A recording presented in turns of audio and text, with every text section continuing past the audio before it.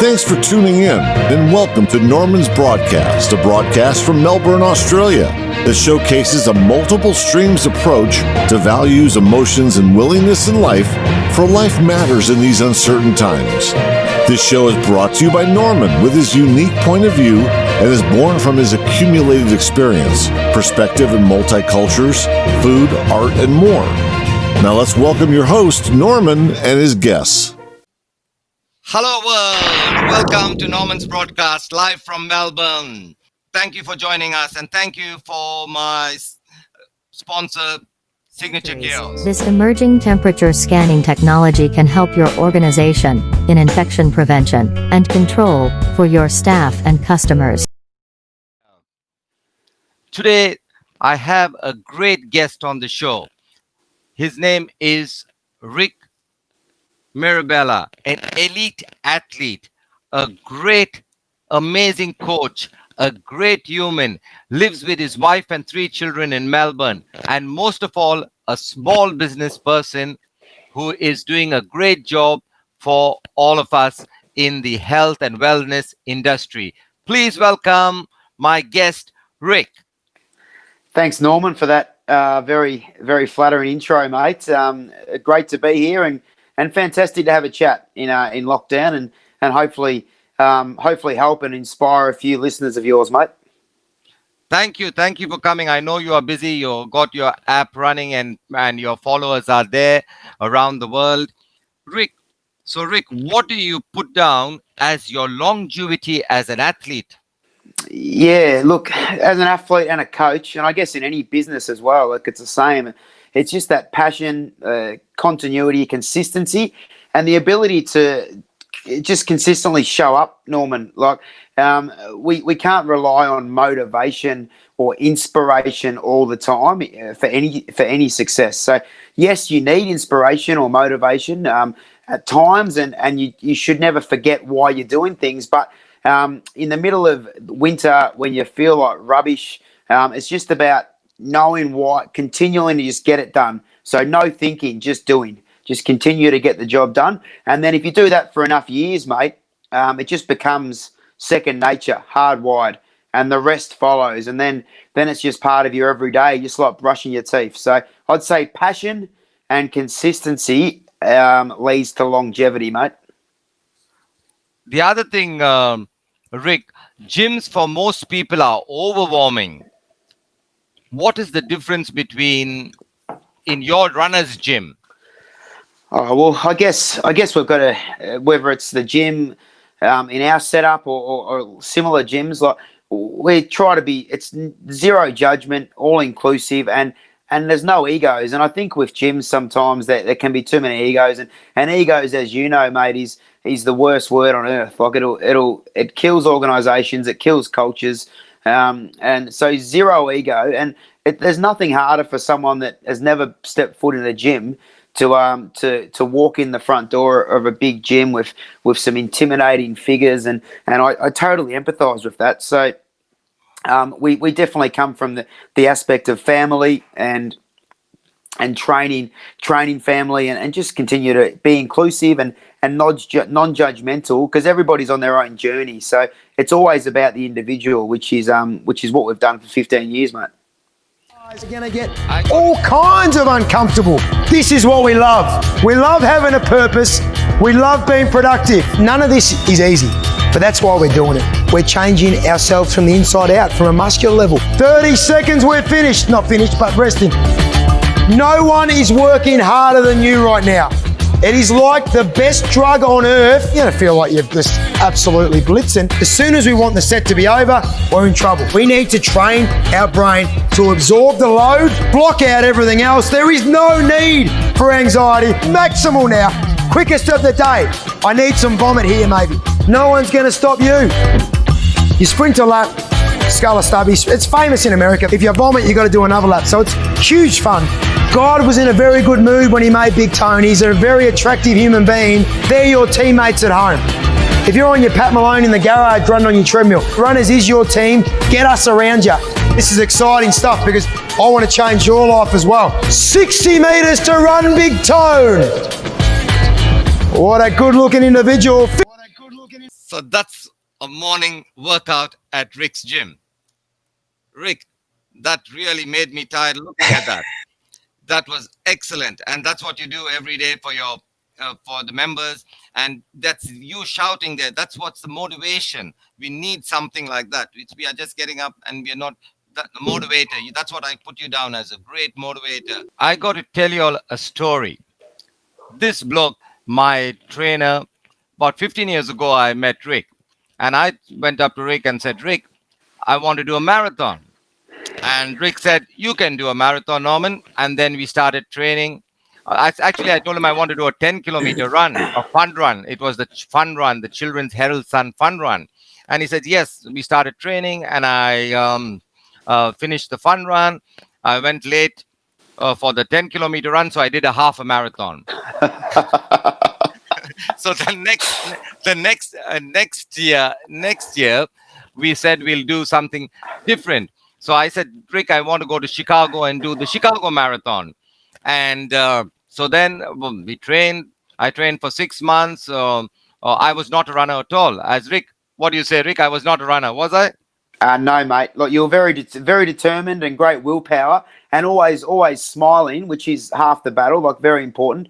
But certainly no running experience, and you did a lot of work on your technique and your running economy. You did a lot of work on that, so credit to you. But before, like, that story about the 10K to the half marathon is an absolute classic, and that is so true. And I actually forgot about it until you touched base We've touched base a few times the last few weeks, and it was 8 years ago now. Like, you went to the start line, you were running late, so you decided to run a half marathon, and we hadn't trained over the 10K distance either, by the way.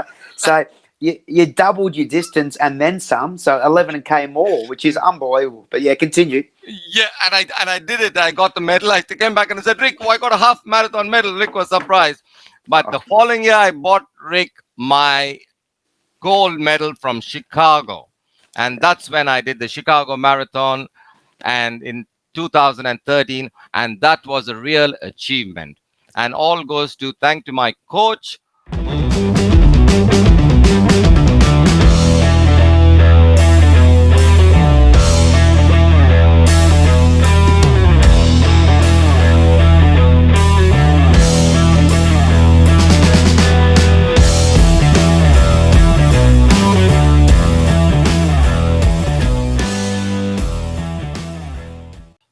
5 years ago, you were, I can say, a visionary. You brought out this app, a runner's app. Please tell us something about that, Ray. The runner's app. Well, thanks, Norman. Firstly, thanks, mate. Have you got me there? Yeah, I got you. Yeah, look, mate. 5 or 6 years ago, we wanted to bring what we did every day to the masses around the world, and we're just get people running and moving. People that thought they couldn't run or couldn't start running. And our system has been the same since day one, 15 years ago. It's all based on you and how you feel today. So that's why everybody can do it. So yeah, we brought out the runners app was the original one, and we've now gone into the runners.com, runners red zone now. So it's an app on their phone or on their iPad, and they can run outside to it.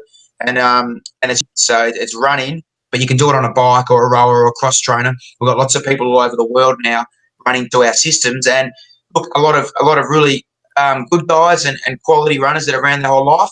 But more importantly, a lot of people that have never ran before, that have just started to run, and that's what I love seeing, is the people that would never dream of running for 5 minutes, but can now run 10K and have lost 10, 15 kilos and are doing all that stuff. And it's all done from their phone, and it's all about them, which we're really happy and proud of. So it's some nice pictures you got there, mate. Yeah. So beautiful. So yeah. So around the world, people are using your app, isn't that right? Yes, mate. Yeah. So it's that's great to see that people have started running on runners.com and Runners Red Zone all over the world. So in England, in Europe, and the States. So yeah, we're pretty proud of that. But more importantly, these people are people that never thought they could run, and that's what I love seeing.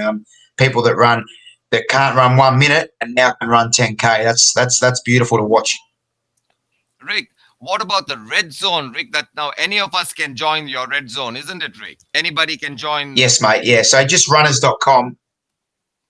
Yeah. Yeah. So the red zone is the product now. So, yep. So runners.com, which is RUNNEZ.com.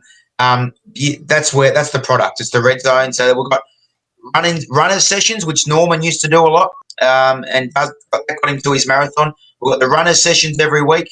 We've got strength with no equipment, or strength with a little bit of equipment, but strength with no equipment, which is very important in COVID. We've got yoga. We've got meditation, because we're very big on the holistic package, Norman. So my wife runs a meditation studio, so she puts meditation on there, and new videos every week, so new sessions every week. So it's really much looking at the holistic package, the emotional and just general well-being. And again, consistency, continuity, and enjoyment is what it's all about. And we don't want you thinking, like you said, you just want to get up, put me in your ears and go. We don't. If you think about it, it's not going to happen. So you just want to make it hardwired. Continue to just get it done every day. I've got to put this in my ears and go. And also some kids fitness. So we've got some youth fitness and some kids fitness in there as well, because that's very important, and we're very passionate about the future generations. Rick, talking about kids, Rick, a lot of parents are finding it. What do you think is better for as a kid, as an athlete, single sport or multi sports when they are growing up? That's a great question, Storm and Norman. Definitely multi sport is better for their long term athleticism, progress, general well-being. So you look at the whole social setting of the child. If you've got a kid specialising before the age of 16, you're going to do that youngster a disservice, unfortunately. I understand sometimes the child might want to specialise, and that's fine. But if we can get the individual into different sports, so let's say the child wants to be the best runner in the world or the best tennis player in the world, it's very important that they do some form of team sport, or I think, whether it's football, soccer, basketball, netball, cricket, any of these sports, not just for their social and emotional development, but for their physical development as well. So they learn to move in different movement patterns, move sideways, move backwards.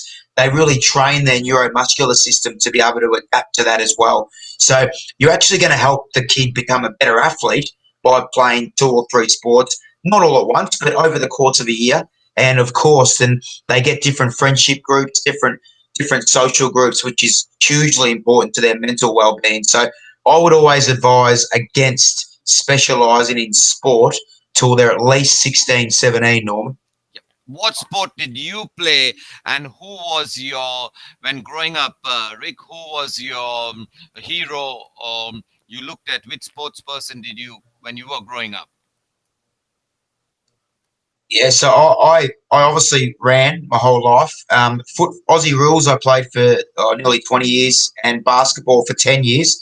So I had a good broad range there, and I didn't focus on running properly till my mid-20s. So I played footy right up till I was 28. My heroes, look, I've got a guy on my wall at the moment.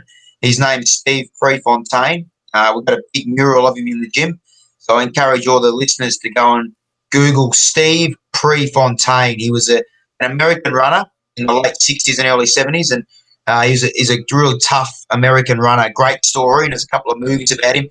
And as a footballer, I really loved Gary Hockey, who's just another tough Geelong player, and one of your Saints boys, Norman, Robert Harvey, because I loved blokes that worked really hard and were really tough, and I didn't have a lot of natural talent, so I had to work really hard as an athlete, which I looked up to those guys, which was really good. Talking about Geelong, what about Tom Hawkins? What's happening? He's playing his best football. Oh, how old is he now? Oh, that's what's called longevity, isn't it? That is longevity, Norman. I know you love your footy. Tomahawk's 32, but he is in career best shape, and that's the thing. Like lots of distance runners and and footballers think they're done in their late 20s. It's not the case at all.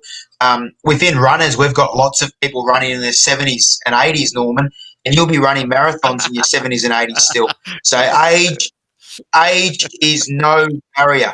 To the listeners out there, age is no barrier at all. Don't get sucked in. You don't ever stop. As soon as you start to stop, that's when you lose it. Just keep moving, like the big tomahawk. Tomahawk, thank you. Thank you. And I think what you're saying is the last thing what you said, don't give up. Just keep running, keep going, keep moving for mental and physical strength. Just keep moving and don't worry about anyone else. It's all about you. So if you move for 6 months, 12 months in a row, you're going to be a much better version of yourself than you were 12 months ago. So just keep it simple, keep it sustainable, and the rest will come. Thank you, my friend. And I hope we'll all come back to, will the gyms, when are they all going to open up and go back to your big gym and everything, Ricky? Unsure, mate. It's very weird times. So we've got everything leased out. All the treadmills are out. So I don't know. We're loving just being able to reach out people all over the world at the moment. So we'll just continue to produce great content and great training sessions online for now. Okay, so that is the way things are going to go. It's not going to be it's not in the near future. You can't see us going back into gyms and people gathering together. That's why from my restaurant business too, I used to have a lot of entertainment, and I feel it's not going to happen very soon till we get a vaccine out and till people feel comfortable. It's weird and it's strange times. There's not going to be the floodgates are not going to just open.